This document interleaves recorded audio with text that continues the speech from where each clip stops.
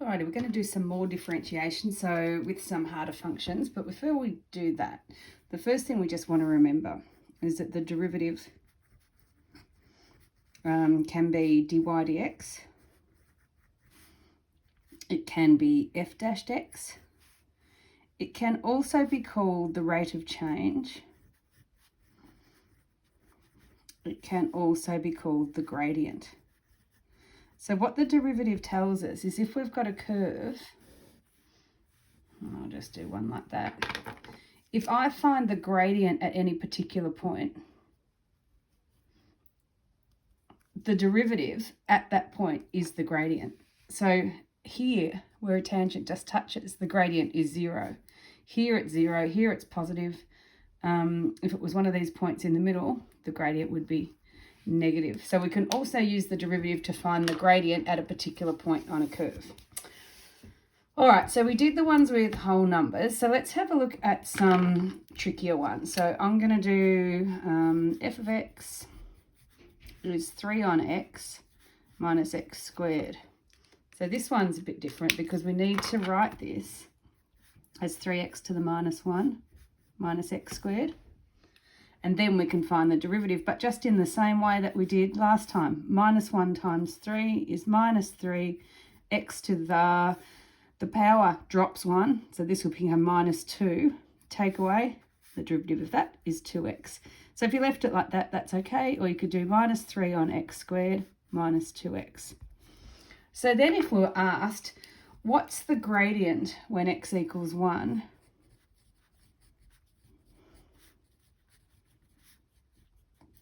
All we do is substitute that value into the derivative function and we'll get minus 3 on 1 minus 2, which is minus 5. All right, so that's not too bad. Sometimes you get a bit mixed up because minus 1 take 1 is minus 2. Even though the number feels like it's getting bigger, it's actually getting smaller because it's more negative. What about if we had something like y equals 2 square root x minus 4, and we want to find for this one dy dx. Well, first thing I'm going to do is say I know that square root x is x to the half, and then when I find the derivative, 2 times a half is 1, so I won't write 1. It'll just be x to the minus a half, because a half take away 1 is minus a half.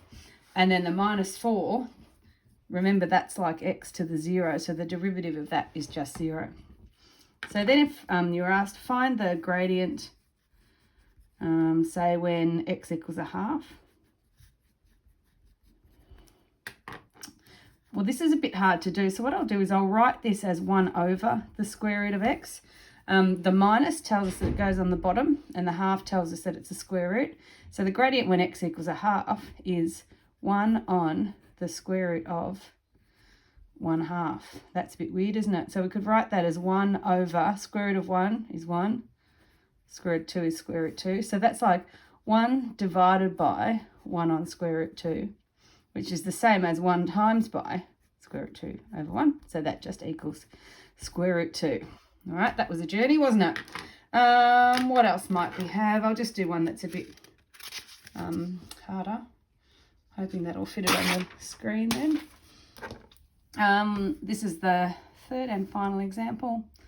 Y equals square root x minus 3x cubed over 4x squared. So this one's got a bit for everyone, hasn't it? So I'm going to rewrite that as square root x over 4x squared minus 3x cubed over 4x squared. Just separate it out, common denominator. So that would be, x to the half on 4x squared minus, I'm going to cancel these out with 2 of these. So that'll be just 3x on 4. Or I could write this as 1 over 4x to the 3 on 2 minus 3/4 x. So this is 2. When we bring this down here, it becomes negative. 2 take away a half is 4 on 2, take away 1 on 2, which is 3 on 2. So that's just a bit weird and really heavy on the algebra, but good practice. So let's go. What happens? Find the gradient when x equals 2. Let's see what we get. Okay, about to find the gradient. We actually haven't found the derivative yet. So what I'll do is I'll do that under here. Lucky I picked up on that, hey. So that's just simplifying it. And now we can actually find the derivative. So even so, I'm going to write this as 1/4 x to the minus 3 on 2, minus 3/4 x. Because the quarter just stays as it is. And the x to the 3 on 2, when it comes up to the top, it becomes negative. Just like here when we said 3 over x was x to the minus 1. When it comes up, it becomes negative. All right, so what do we get here? 1/4 times by minus 3 on 2, x to the, and we've got minus 3 on 2 plus 1, minus a half, minus, this is easy, isn't it? That's just 3/4. So simplifying this, I can do it as minus 3 over 8, x to the minus a half, minus 3/4. I'm happy with that. If you looked up the back of the book, it might say something like 3 on 8 square root x minus 3/4, because we make that positive when we bring it down here. The half says square root.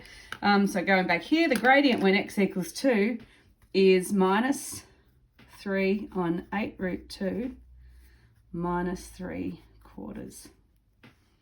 And then we just use a calculator to simplify that.